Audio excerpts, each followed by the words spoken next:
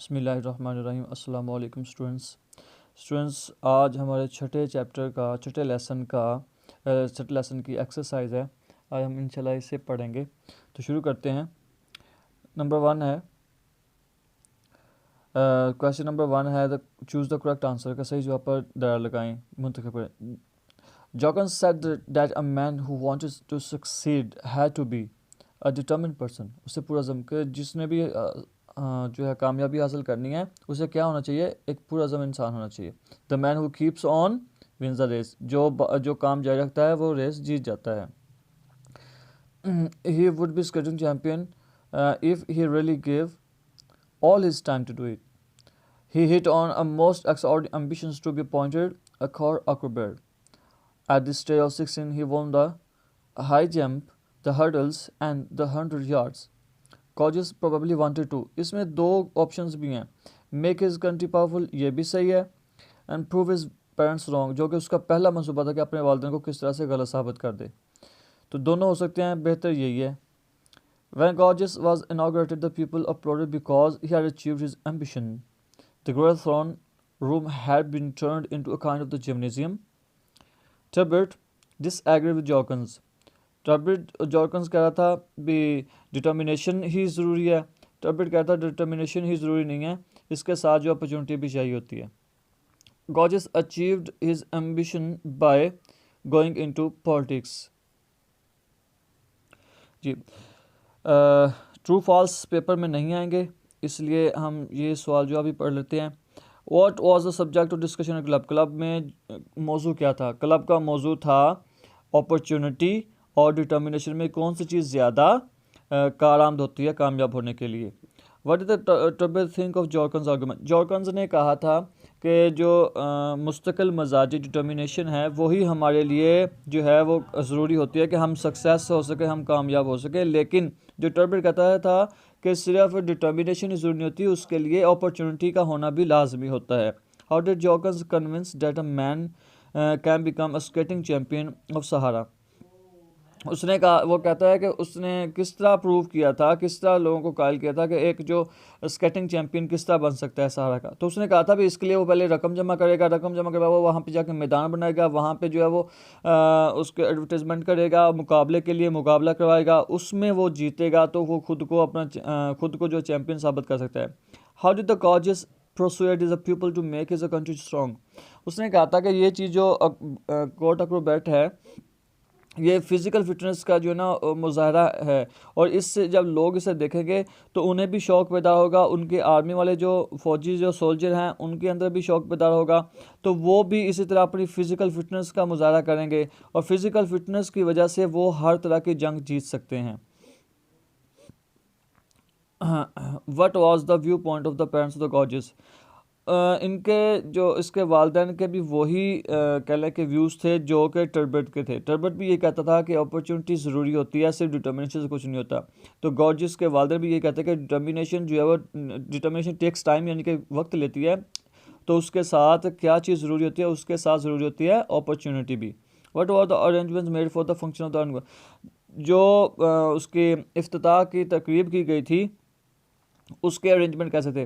तो उसके अरेंजमेंट बहुत ज़्यादा ज़बरदस्त थे। झूले लटकाए गए थे, हर्डल्स को तरतीब से रखा गया था, फर्श को साफ़ सुथरा बनाया गया था, और जो शाही ख़ानदान का कमरा था उसको एक जिमनेजियम में तब्दील कर दिया गया था। Discuss the scene of inauguration, write 5 sentences. लोग जो है वो जर्द बर्क के लिबास में मलबूस थे, ठीक है, और जो है रोशनी पहले घुप अंधेरे में थे, फिर अचानक दरवाज़े खुलते हैं तो वो सुनहरी रोशनी से वो रोशनी के सैलाब में तमाम के तमाम लोग वो नमूदार होते हैं। उन सब के जो हैं वो मलबूसात बहुत ज़बरदस्त थे। जो कोर्ट एक्रोबैट की वर्दी थी वो भी नहायत नफीस और शानदार थी, और लोगों जो बैंड था उसने सॉफ्ट म्यूज़िक में उस ऑग्रेशन का इफ्तिताह किया था, शुरुआत की थी।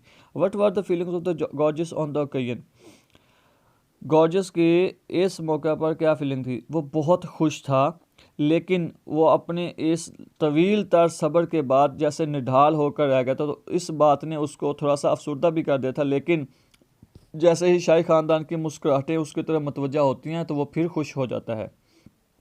Did gorgeous use any shortcut to achieve? No, उसने कोई भी शॉर्टकट यूज़ नहीं किया था, उसने लगातार जो है डिटर्मिनेशन के मुजाहरे से ही, डिटर्मिनेशन के साथ से ही अपनी सीट जो अपना एम्बिशन था वो हासिल किया था।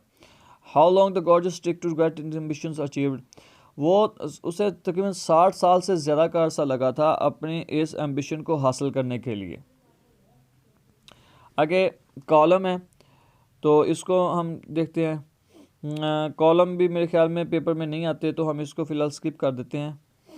अब हम आते हैं पंक्चुएशन की तरफ। तो पंक्चुएशन मार्क आपके सामने है, ठीक है। आपने इस तरह करना है कि इसको बुक से ढूंढ के अपने अपनी कॉपीज़ पे राइट करके, ताकि आपकी प्रैक्टिस हो जाए। तो अब हम करते हैं complete this sentence with the correct form of verbs.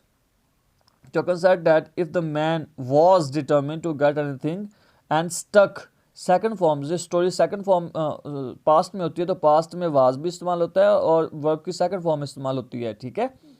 तो and stuck to it long enough he got it. If a man wanted to be skating champion of the Sahara he could can not है तो couldn't आएगा, couldn't afford the money to get there, he would make money. He would be skating champion if he really gives all his time to it. If it was thought that the glory of the country would be increased if the post of the court acrobat was created. It was decided that if a good athlete would be found, they make him court acrobat. आगे है जी, use the following phrasal verbs in your sentence. Get in का मतलब होता है enter, get in the room, get in the bus, ठीक है, to enter होना यानी कि दाखिल होना। गेट आउट बाहर चले जाना, स्केप कर जाना, निकल जाना। Get out of the room, कमरे से बाहर निकल जाओ। गेट ऑन टू प्रोग्रेस करना, किसी चीज़ को हासिल करने में अपनी तरक्की ज़ाहिर करना। और गेट ऑफ का मतलब होता है टू मूव कर जाना, टू डिपार्ट हो जाना, किसी चीज़ से निकल जाना, उतर जाना। गेट ऑफ द बस, बस से निकल जाओ। Get off the train, train से निकल जाओ। तो इसका मतलब होता है टू डिपार्ट, ठीक हो गया। इनको भी आप अपनी कॉपीज़ पे लिखेंगे तो आपको समझ आ जाएगी। फ्रेजल वर्ब्स होते हैं जो एक वर्ब होता है और साथ में प्रपोजिशन होती है, ठीक है। ये वर्ब से शुरू होते हैं, प्रपोजिशन पे ख़त्म होते हैं, इसलिए इन्हें फ्रेजल वर्ब्स कहा जाता है। और ये जिस तरह नज़र आ रहे होते हैं ये बिल्कुल वैसे नहीं मायने देते। जैसे गेट का मतलब तो हासिल करना है, लेकिन गेट आउट जो है वो लीव आ गया। तो देखिए इसके मायने कितने चेंज हो गए। तो जी स्टूडेंट्स, आज का लेक्चर यहीं तक था। ये आप अपनी एक्सरसाइज को पढ़ें, जो बात समझ नहीं आती काइंडली वो पूछें, ठीक है। फिर भी जो मैंने आपको बताया था भी पेपर में नहीं आते, लेकिन मैं आपको ये दिखा रहा हूँ, आप अपने निशान इसको लगा सकते हैं। और इसी तरह ये ट्रू फॉल्स है, इसके निशान भी लगा लें आप, ताकि आपके इल्म में हो, ठीक है जी। ओके स्टूडेंट्स, अल्लाह हाफिज़, बेस्ट ऑफ लक।